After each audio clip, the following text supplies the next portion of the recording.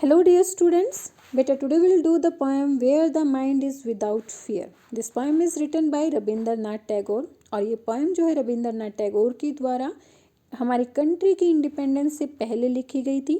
जब इस पोएम को लिखा गया था तो इसका नेम था प्रेयर, क्योंकि इस पोएम में रविंद्रनाथ टैगोर जी ऑलमाइटी गॉड से प्रेयर कर रहे हैं कि जब हमारी कंट्री फ्री हो जाएगी ब्रिटिश रूल से तो वो कैसी होगी, उसका रूप कैसा होगा, किस तरह से लोग एक दूसरे के साथ मिलकर रहेंगे।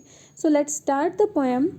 Where the mind is without fear and the head is held high.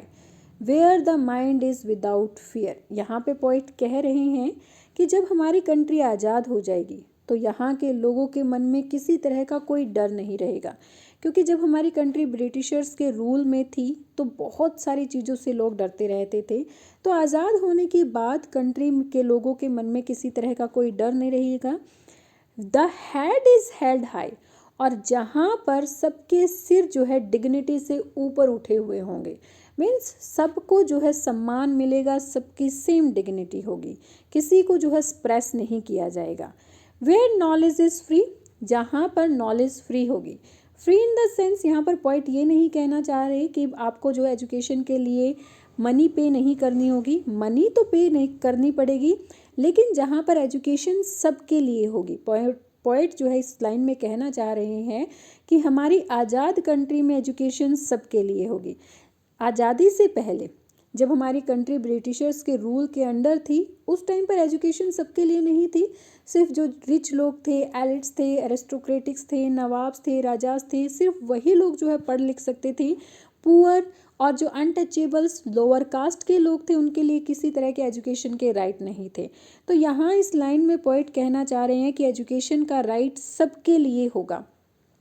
Where the world has not broken up into fragments by narrow domestic walls, जहाँ पर फ्रेगमेंट्स होता है बेटा पीसेस, जहाँ पर वर्ल्ड जो है छोटे छोटे पीसेस में नहीं टूटा हुआ होगा, बाय नैरो डोमेस्टिक वॉल्स, जो हमारी कंट्रीज़ की हर एक कंट्री ने ये हर एक कंट्री की जो टेरिटरीज़ बन गई हैं उन टेरिटरीज़ का कोई मीनिंग नहीं होगा। चाहे कंट्रीज़ की टेरिटरी रहें लेकिन लोग जो है एक साथ मिलकर रहेंगे, पूरा का पूरा वर्ल्ड यूनिटी के साथ रहेगा, फ्रेगमेंट्स में नहीं टूटा हुआ होगा, उसके कोई पीसेस नहीं होंगे। मीन्स कास्ट, क्रीड, रिलीजियस को लेकर लोग एक दूसरे के साथ नहीं लड़ेंगे, सब यूनिटी में हार्मनी के साथ रहेंगे। Where words come out from the depth of truth, जहाँ पर वर्ड्स जो हैं डेप्थ ऑफ ट्रूथ यानी कि सच्चाई की गहराइयों से निकलेंगे, मीन्स लोग जो भी बात बोलेंगे वो सच ही बोलेंगे। Where tireless striving stretches its arm towards perfection, जहाँ पर टायरलेस मीन्स थकी हुई जो आर्म्स हैं वो किसकी तरफ काम करेंगी, परफेक्शन की तरफ काम करेंगी। मीन्स हमारी आज़ाद कंट्री में सभी लोग जो है काम करेंगे और सभी जो है परफेक्शन के लिए काम करेंगे, सिर्फ बोलने के लिए कोई काम नहीं करेगा।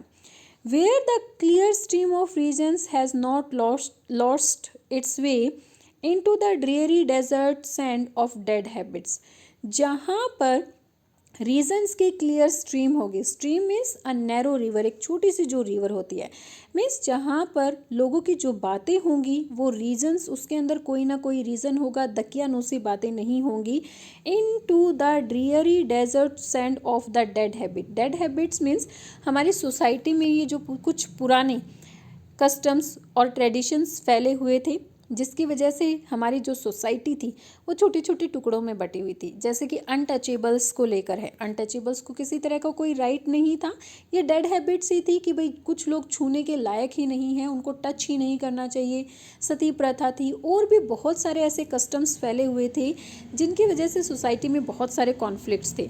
सो यहाँ पर पॉइंट क्या कह रहे हैं कि हमारी जो सोसाइटी है इन डेड हैबिट्स के डेजर्ट्स में डूब कर अपना रास्ता नहीं खोएगी, यहाँ पर रीजन्स की क्लियर स्ट्रीम बहेगी। मीन्स हर एक बात का कोई ना कोई लॉजिक होगा, बिना लॉजिक के कोई चीज़ नहीं होगी, जैसे कि पहले ट्रेडिशन कस्टम बने हुए थे बिना लॉजिक के। Where mind is led forward by thee, और जहाँ पर हम सबका, दी मीन्स यू, जहाँ पर हम सबका जो माइंड है वो आगे की तरफ बढ़ेगा, मीन्स पीछे क्या हुआ उस चीज़ की तरफ नहीं सोचेगा, हम अपने फ्यूचर को बेटर बनाने के बारे में सोचेंगे। Into ever widening thoughts and actions, और जो हमारे थॉट्स और एक्शंस होंगे वो कैसे होंगे, हमेशा आगे बढ़ने वाले, फैलने वाले होंगे। Okay, into that heaven of freedom my father let my country awake. My father यहाँ पर पोइट ने किसके लिए, गॉड के लिए यूज़ किया है।